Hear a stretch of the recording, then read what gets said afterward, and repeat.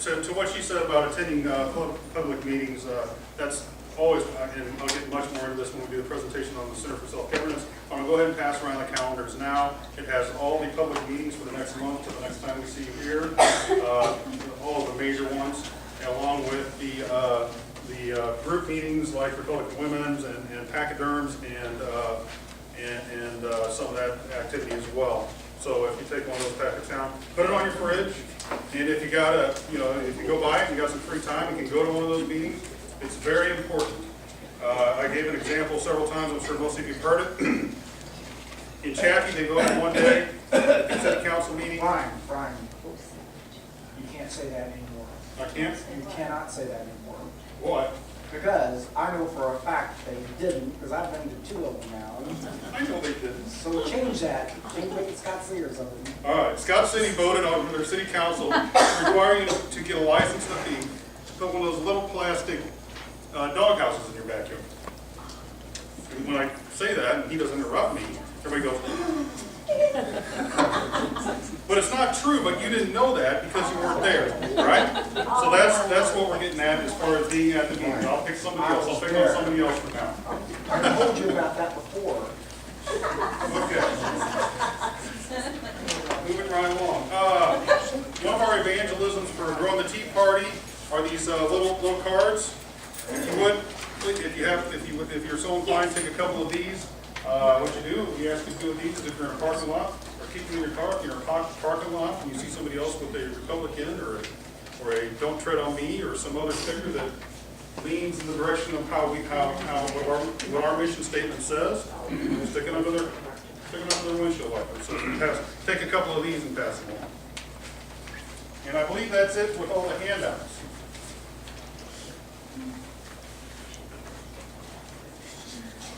Let's see, what else we got here? On caught up, steering committee, speakers, monthly meeting. What happened? Why are we here? A couple more things to highlight. I already talked about the O'Brady's fundraiser. Seems like every third Tuesday tea time after we get done, right as we're about to walk out the door, we decide to go to Beef O'Brady's. So instead of deciding at the last minute, I'm going to suggest if you guys like to join us at Beef O'Brady's tonight when we're all said and done, after you've helped us pack up. Come on over. We usually sit around, have a bite to eat and a drink and a good time over there. So feel free to come on out for that. Did anybody attend, based on last month's meeting, one of our local governing body meetings? Let's go. Here we go, people. Let's get much better. All right, let's keep up the good work. All right, let's move on into our regular program. Our first speaker tonight is currently the Midwest Regional Field Director at Americans for Prosperity Foundation. He may be the one guy around here that gets a check from the Koch brothers. He managed the field coordinators in Ohio, Indiana, Missouri, Illinois, Iowa, and Nebraska to advocate for economic freedom. In 2012, his field coordinators made over 4 million phone calls and knocked on over 100,000 doors to advance free market principles. Prior to joining AFP, he was the Youth Leadership Director at the Leadership Institute. In his tenure, he trained over 3,500 students and lectured at over 100 Liberty Institute trainings. If I get anything wrong, just stop. As an activist, he has organized numerous protests and rallies that have resulted in print media and broadcast media. His antics in anti-bailout protests and tea parties have been featured on Your World with Neil Canuto, On the Record with Greta Van Susteren, and his personal favorite, Al Jazeera TV. Now, hopefully we'll have time to hear about some of that too, maybe at the end after it's all said and done here. I graduated with a BA in Political Science and Speech Communication from McHenry College, located in Lebanon, Illinois. And there he was elected to student government in each of his 4 years, where he was senator, treasurer, and elected 2 consecutive terms as president. Ladies and gentlemen, Kent Strang.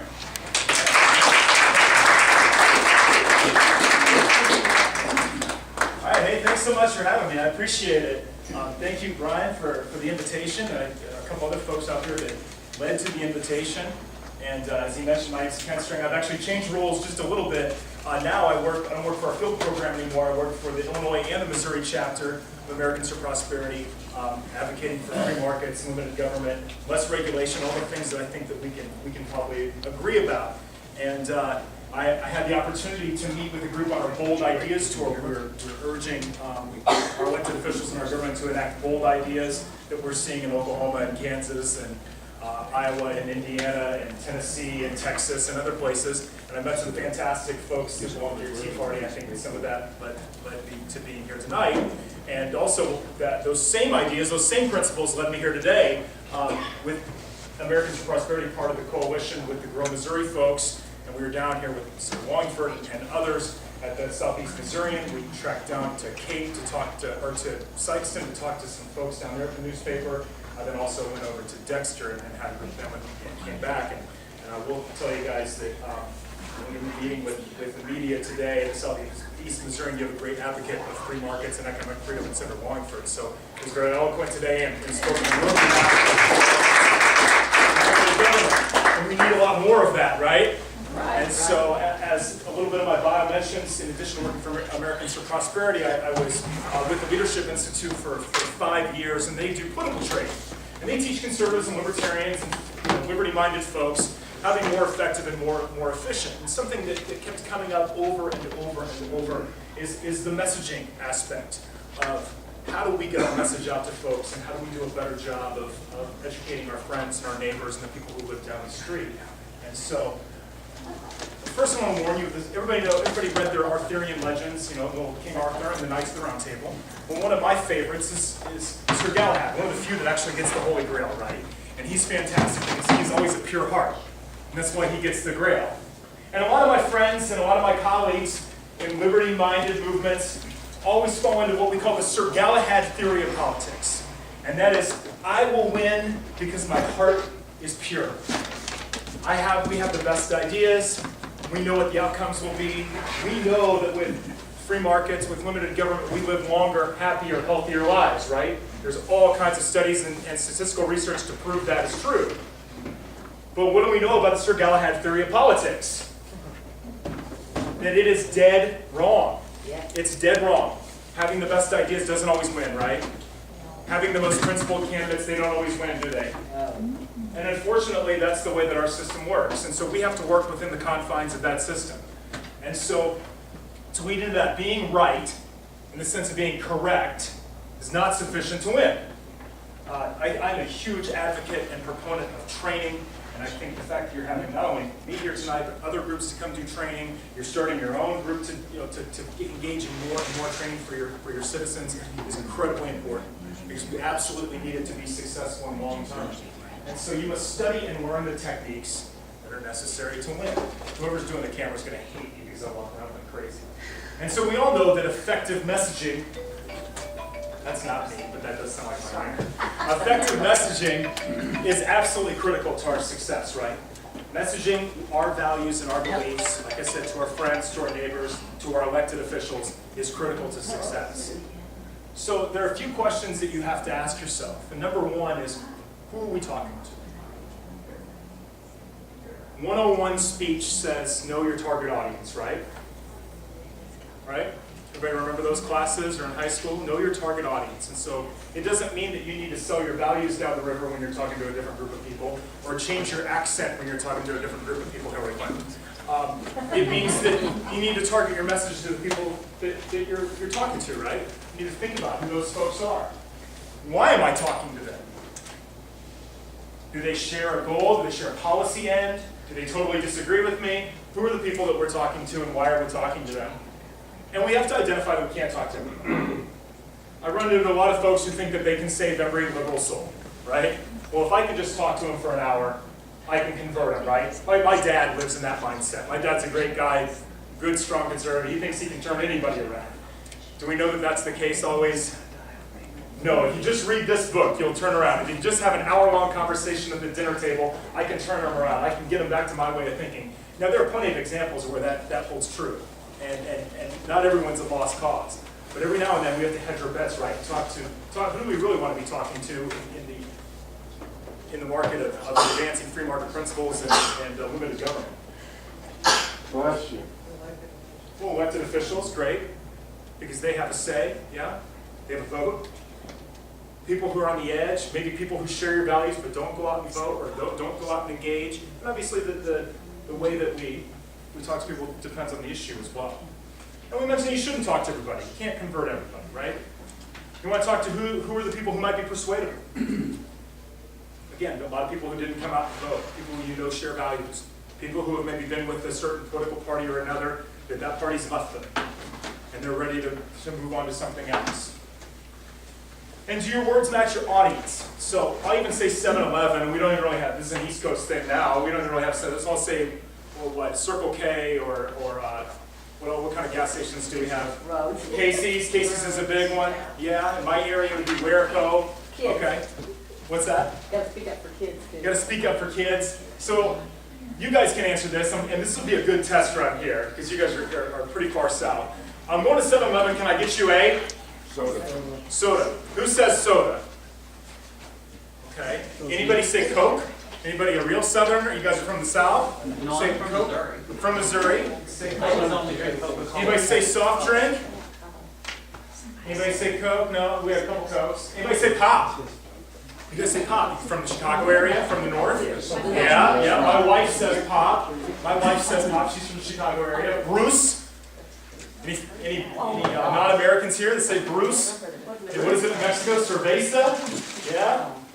So you want to use words that work. If I'm in Chicago, you might want to think about using the word pop instead, right? If I'm in the deep south, I might say Coke. For the most part, though, in Illinois, Missouri, and the Midwest, we all say soda. There's a really cool map that shows you geographically what people say where. It's just an example of knowing who that is. And so let's move in and talk a little bit, for the essence of time, for our messaging and how to craft a good message. So before we start writing stuff on the board, let's talk about what goes into a message. M equals EC, well, it's not technically Q, to the third, okay? So the M is our message. What are those things? It is emotion. Do we need to be emotional about having an effective message? Sure. Yeah, we want to care about it, right? We want the people to know that we care about it. We need contrast. Why do we need contrast? I've got t-shirts too that I can give away for right answers. What do we say about that? T-shirts for right answers. We need why do we need contrast? Differentiate ourselves. Yeah, to differentiate yourself, to be different than the status quo, or to be different than your opponent, so to speak. Who's opponent in a broad term, people who are against your values. Connection. Why do we need connection? We're all in a relationship. We all in this country together. We all share a common goal. We all want to be happier. We all want to have a better life. We all want to have grandchildren that flourish in this country, and we all want to share the American dream, right? And credibility. Why do we need credibility? So they believe us. Believability. So we believe it, right? Do we always believe elected officials who tell us that they want limited government continue to vote for huge, gigantic budgets and tax increases? Do we trust those folks? Do they have credibility in our minds on those issues? No. No, not at all. And they don't connect with us either, and they don't contrast with the people who are against our values. And no matter how much emotion they may or may not have, it doesn't always help us out. All right, let's go to emotion. I'll go through each of them. Messages must connect with, I'll just use voters as a broad term, okay? On an emotional level, persuade them through reason, but motivate through emotion. You have to care about, you have to have reason, you have to have fact behind the emotion, right? You have to have a groundwork. It's like building a house. You can't have emotion without a foundation, right? You can't have a house with a foundation. Your foundation is reason. And you build your house upon reason, but in the end, you have to create an emotional connection with someone. Contrast, offer citizens a clear choice, but make sure that the choice is one that leads people back to us and our values. And we'll work on that when we get to our Leesburg grid in a little bit. Connection, our message must be relevant to people's lives and their experiences. Connect with them. Are you talking over them? Are you talking down to them? Do you understand what their day-to-day life is? Do you understand who they are as a human being? And obviously it's tough for me to know every single thing about every single person in this room. But I give an idea that we all come from a similar background in a sense. Credibility. The messenger, we must convey credibility. Messages must be believable and from a trustworthy source or messenger. We don't always have that, do we? But we'd like that, right? Okay, so articulating our values is key to long-term success.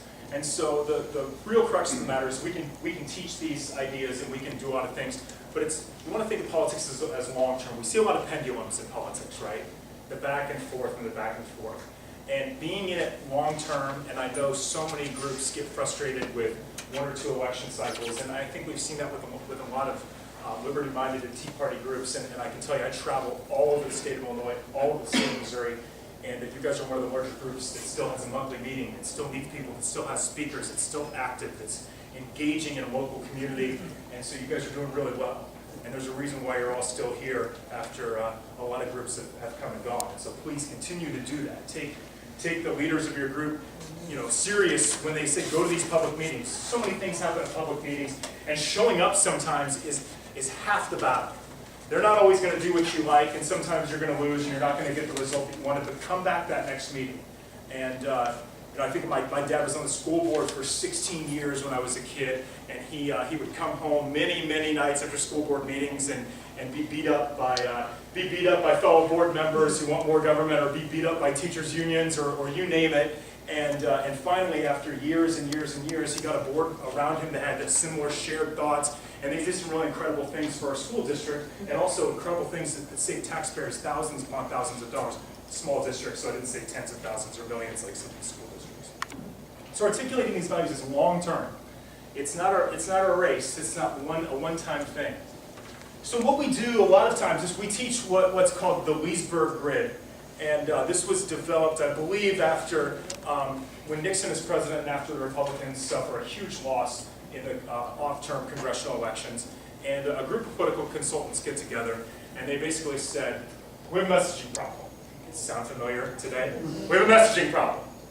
And so what are we going to do to fix it? Is my big head? What are we going to do to fix it? And what are some techniques that we can use and we can apply to help this? And so the result of this meeting of all these political consultants from around the country was this that's called the Leesburg Grid, or the messaging grid, or the 4 boxes, whatever you want to call it, is essentially the same task.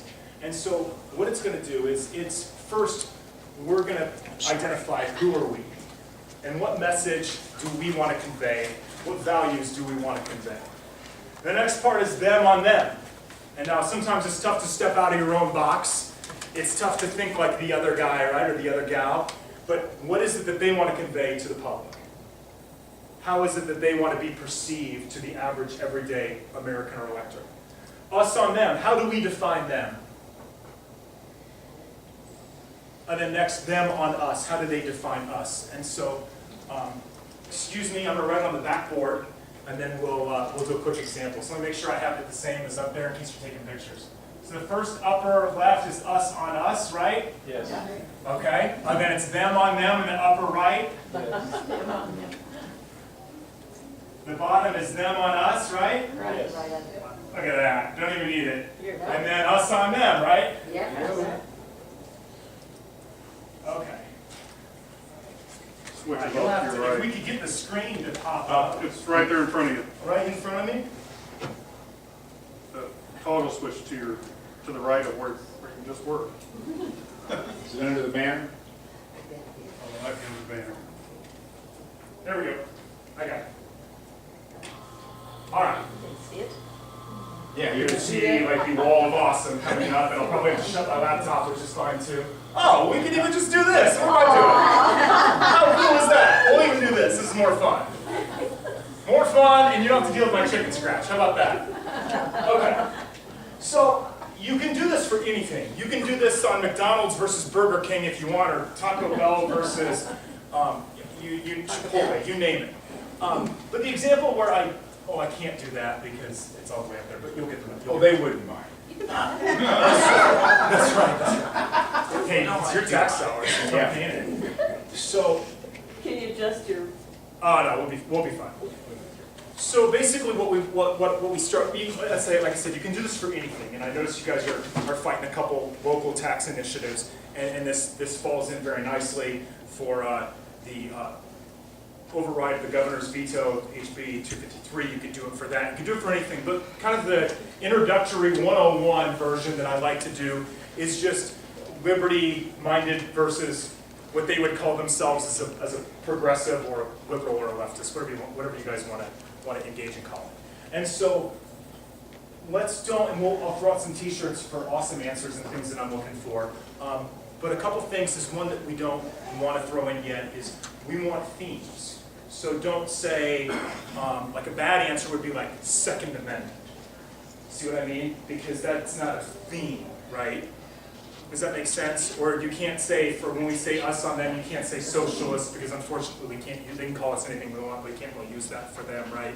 And so we want themes of value sets. So what are the things, and I bet, yeah, I get the same answers everywhere I go, but what are the themes that no matter what the issue is in your life, or no matter what the issue is that comes before you as politics changes and issues change and people change, what is it in your heart and what is it in your value set that remains the same? And so I'll open it up. So let's do us on us first, and I'll write it up here. What is the thing that we all have in our value set? Limited government. Limited government, okay. And I'm even going to change that a little bit. I'm going to change it to Small. hmm, Self-government. even better, an even better word. We're thinking of great, great words. Self. What is a great word? And I bet you guys have it plastered all over everything that you do. Liberty. Freedom, right? Liberty. Because, yeah, freedom and liberty. Because Okay. I'll try to do good on writing. Now think about every issue that you care about. Every issue that you care about. Does it all kind of boil down to those two themes? Yes. Yeah, right? And so everything that we message, and we'll go further, everything that we message ultimately comes back to freedom and liberty, right? Because that's what we believe in. That's what gets us up in the morning. That's what excites us. That's why we do this. This is why we care. So what are some other things? There are more. What are some other things that we surround ourselves around? Self-reliance. Self-reliance. Who said freedom and who said liberty? Or who said? You said liberty. Okay. I don't know what size these are. Don't ask me for a refund because I probably don't have another size. And self-reliance is a fantastic answer.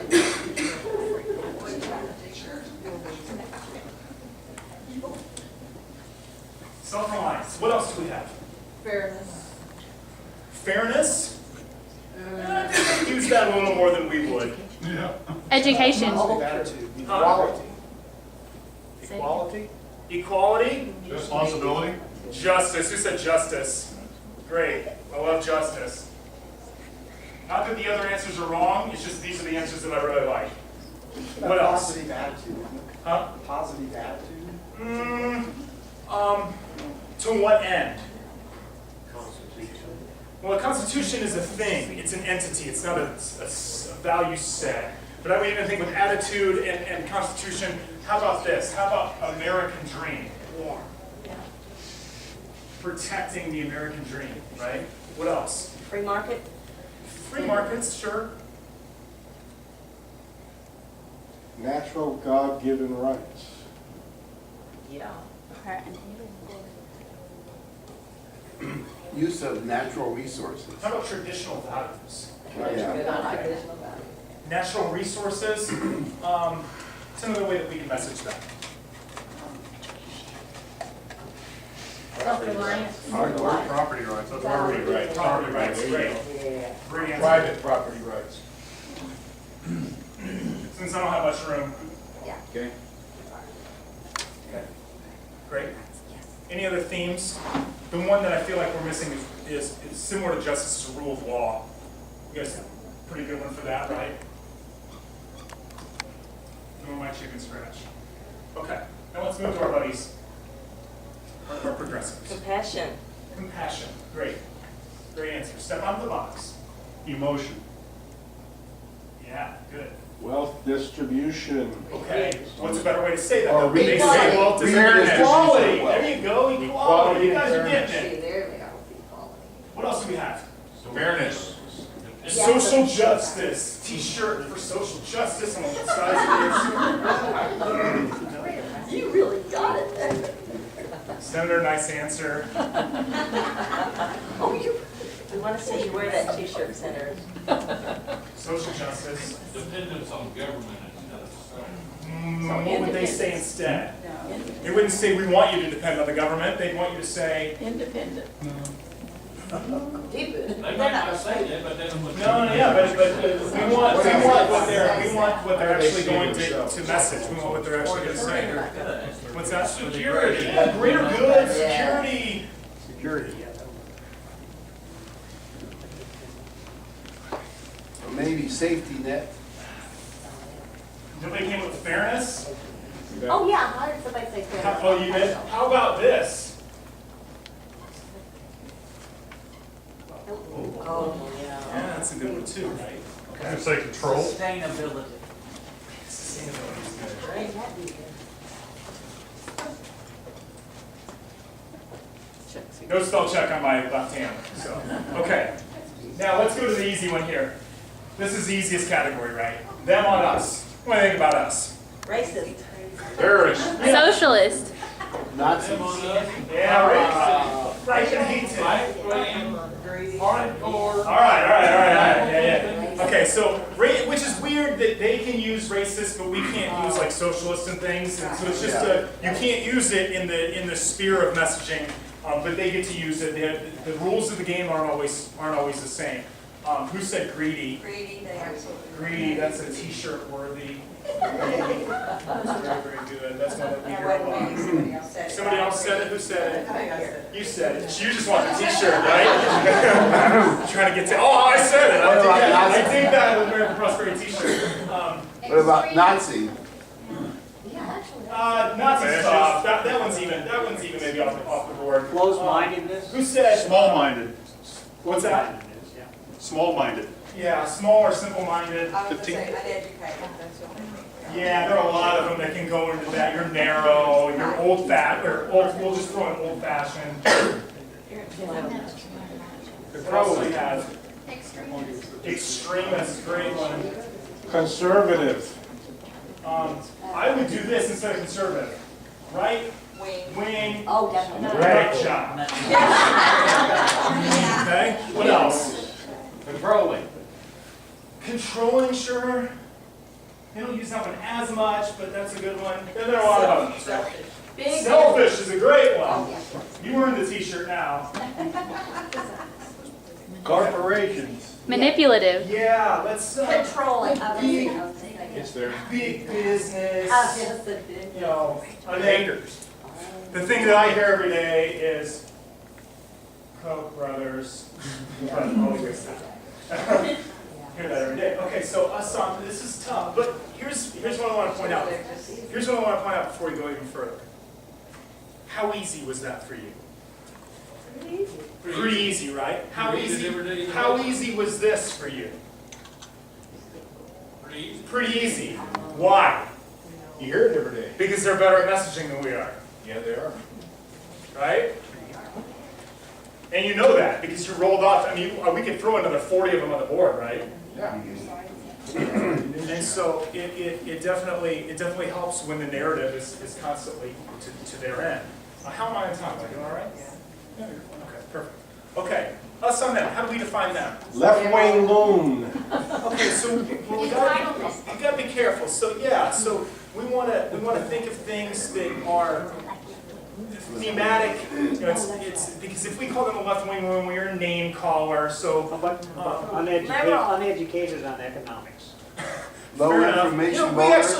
actually can. Low information We actually voters. can use the word liberal. We still are able to get by with saying you're a liberal. I like that. That's worked really well.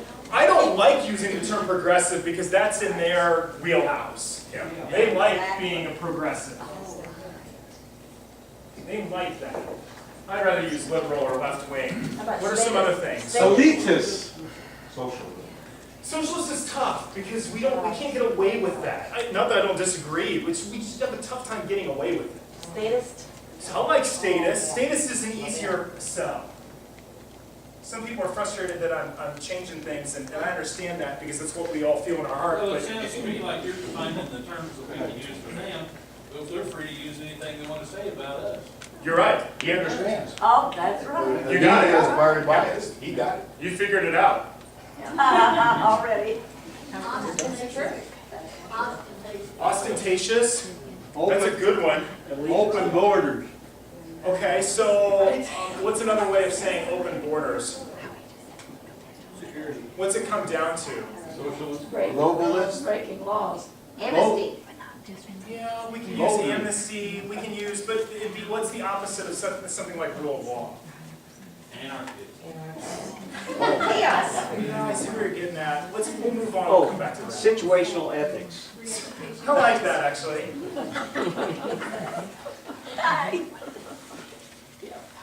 How about unrealistic? Yeah. Utopian. Utopian. That's a good one. Who said utopian? Excellent, that's great. See where we're getting at, though? I know everybody gets frustrated when we can't use the terms that we want to use, but welcome to life, right? Something was subjective application law. I'm missing a couple, I'm trying to think what I need to miss. I had a whole bunch of terms I could use. Sure, toss it out to me, and we'll see. Okay. let's Can't see. say them in public. Heathen, pagan, Environmental wacko, Secular. Environmental wacko. Yeah. Tree hugger. tree huggers. I'll give you tree hugger.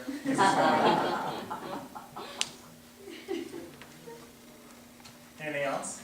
Actually, they're a group of, the Santa Claus party, the party of minorities.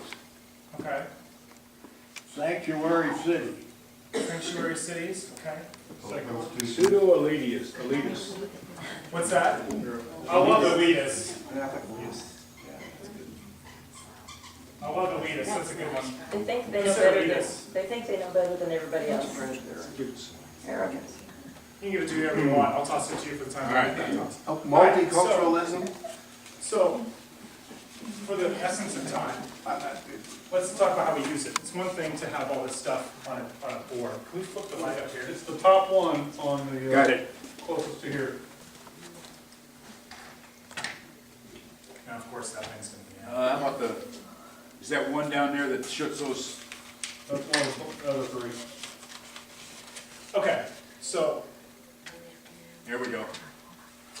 yeah, that hides the sharp thing. Okay, so now what do we do with it? Right? This is the next part. So one part is naming everything. The next part is actually what do you do with it, right? So let's think of an issue that is in the hearts and minds of folks today. What do you want to use? Healthcare is an easy one, right? Healthcare is an easy one. Okay.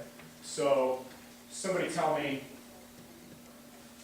how do we take an issue like healthcare or Obamacare or the Affordable Care Act, which notice all the different names for things, socialized medicine, depending on if we're using a box or not. And for a lot of times, the president embraced, well, they want to call it Affordable Care Act, Affordable Care Act, Affordable Care Act, Affordable Care Act, and the president changed the terms and actually allowed himself to call it Obamacare, and it's turned into a negative and he still embraces it. And so it's an area where it's actually doing well, right? But if you're talking to moderates, calling it Obamacare is derogatory compared to calling it the Affordable Care Act.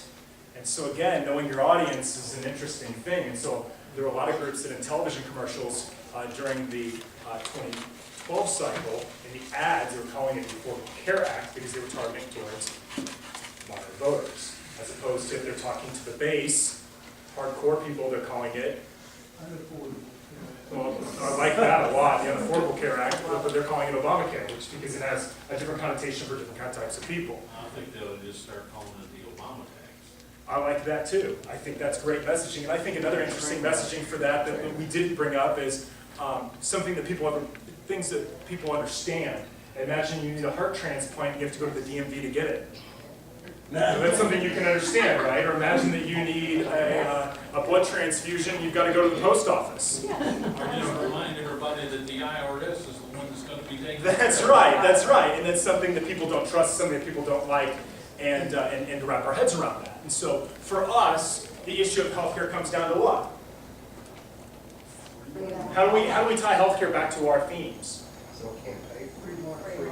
Well, for free market, right? And so perhaps we want to look at insurance like we buy car insurance. Are we paying skyrocketing premiums for car insurance or for term life insurance? No, you can get that from me. Competition. Pretty much pennies on the dollar. So competition, right? So the free market, if everyone is allowed to engage in healthcare and selling and buying of healthcare, and you're not lumped into where you work, the free market can work itself out as opposed to a government takeover. From a messaging point of view, one message that they say all the time is people have to have health insurance. Sure. That is absolutely not true. We need health care. Sure. Totally different thing. Absolutely. But they do that all the time, and we have not messaged that one back. Yeah. There's a lot of areas where we don't do the greatest job of conveying message, but I think that's a great They're calling point. it a right. Absolutely, absolutely. Insurance. Insurance is a right, not the health care. Sure, itself. and so we look back, and so freedom to choose your own doctor, there's the self-reliance, era, there's, there are all kinds of different things that the free market can work itself. These are the themes that we get into for messaging healthcare. Where do they get into messaging healthcare? It goes right into their wheelhouse. Compassion, emotion, equality, social justice, fairness, the whole world is doing it. It's a progressive thing to do. It's the only way we can It's for the greater good, it's for sustainability, and so healthcare dumps into every single one of their Security. strong points. And so it makes a really easy message. And so it's tougher for us to use, that, the big one, unrealistic because of the cost and the utopian center. But people aren't always concerned with how much something's going to cost, right?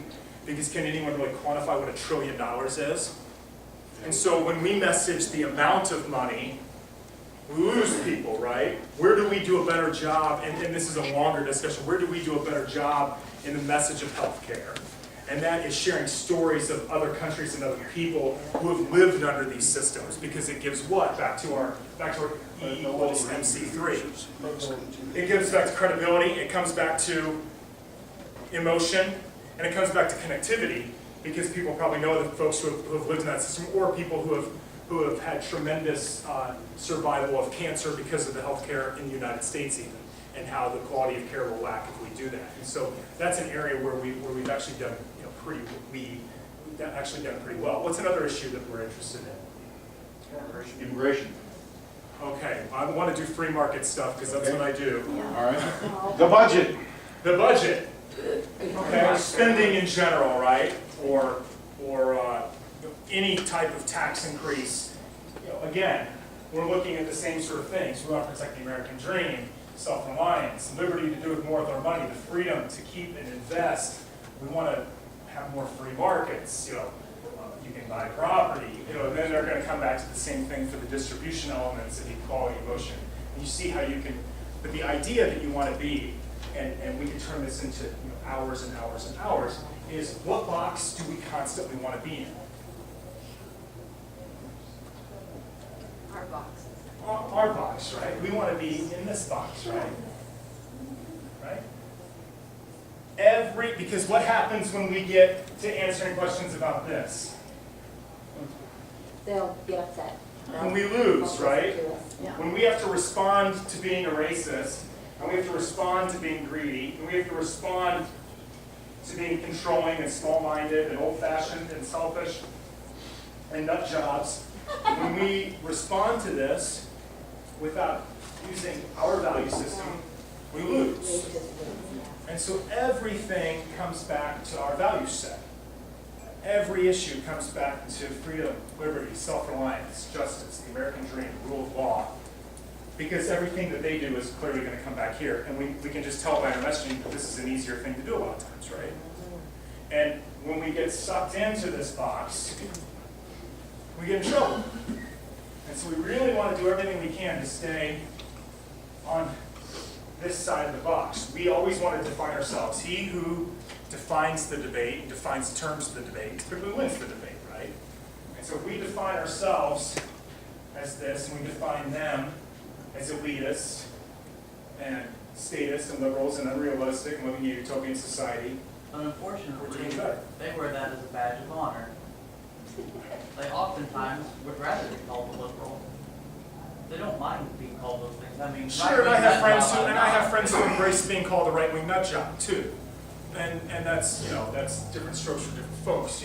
Everybody has their own has their own thing, but the crux of the matter is we want to define ourselves in value sets, and you guys have them, you know, all over the place, and the things that you believe in and why you believe in those, and your mission statements have it all over, and it all comes back to these type of issues, right? Yeah? Yeah. I'm probably getting pretty close, right, on time. Anybody have any quick questions? We got another 5 minutes to talk and questions. Oh, one thing that I will share is, everybody was asked, or well, a couple people laughed at the Al Jazeera stuff. I'll show you a quick story. I love activism, and I love protesting stuff, and have made a bit of a livelihood out of it. And one of the coolest things that I've been a part of is, and I'll get off the AFP stuff, I'll just give you a Kent story, how about that? And when the DC versus Heller decision was happening in the Supreme Court, very familiar with that case, what that case did. It was a case that determined whether or not having a gun was an individual right, or if the entity of Washington, DC could have an all-out ban on guns. And a group of interns came to my office when I lived in DC and said, we want to go watch the proceedings. We want to go see what it's like at the Supreme Court. And I said, why would you want to go watch something when you could be a part of it? Let's have a rally. Let's have a Second Amendment rally. Not a protest. You know, it's the difference between protest and rally. We're rallying in favor of the Second Amendment. We're not protesting against something, right? And we had no impact whatsoever on the decision. We didn't know what the decision was going to be. It was 5-4, in case anybody is wondering. I'm sure you can guess the 5 and the 4. And we made a whole bunch of homemade signs about gun rights and things like that, and marched our heavy rears down to the steps of the Supreme Court. Well, we anticipated being met by hundreds of NRA activists and all kinds of gun owners, America activists, and just gun lovers in general. And we quickly found out that it was just us, 15 of us, all between the ages of 20 and 30. And so we protested, and then some of the Brady campaign folks. Brady was Reagan's press secretary, and he was shot. He was left in a wheelchair, and he started a campaign to ban handguns, right? And so some of his folks were down there, and something that we were too naive to understand, but we did some messaging before, and too naive to understand is they don't take pictures inside the Supreme Court. And so when the decision comes in favor of the Constitution and in favor of the Second Amendment, they needed a picture to go along with it. And so that picture was the 20-somethings in front of the Supreme Court. And so we did probably did 50 interviews that day and talked to all kinds of incredible folks. And that ended up, we were on the top of the fold of about every major newspaper in America.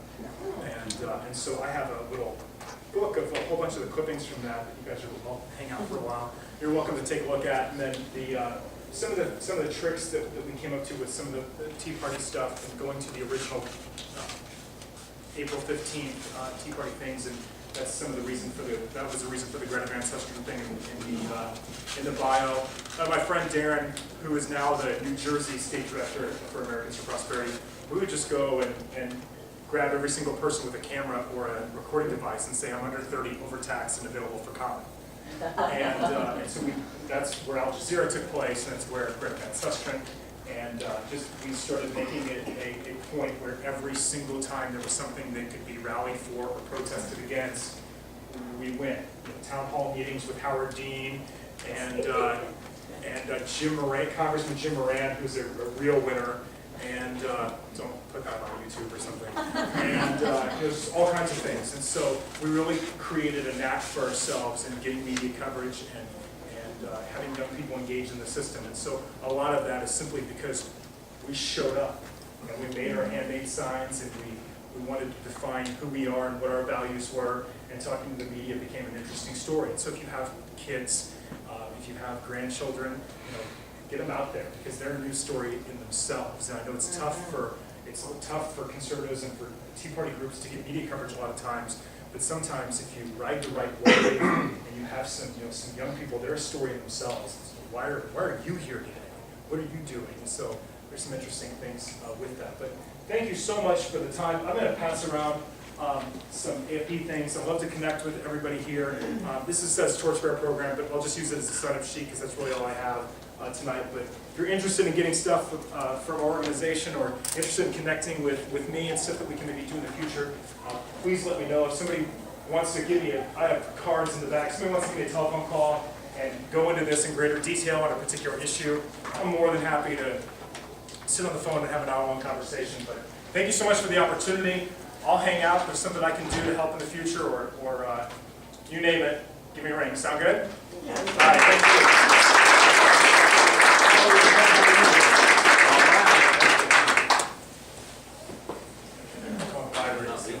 And everybody, if you would, stand up. Stand up, stretch, move a little bit. Turn and get somebody out of the back rub, whatever you do. Legs, whatever you gotta do.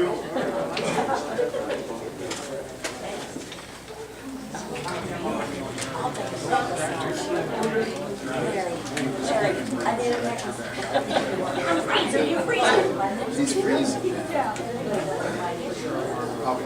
I'm glad you're freezing.